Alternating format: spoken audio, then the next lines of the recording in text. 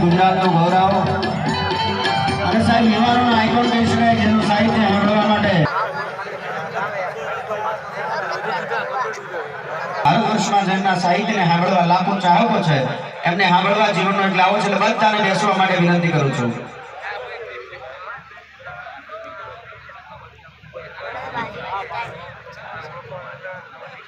ચાપડી પીઓ પેલા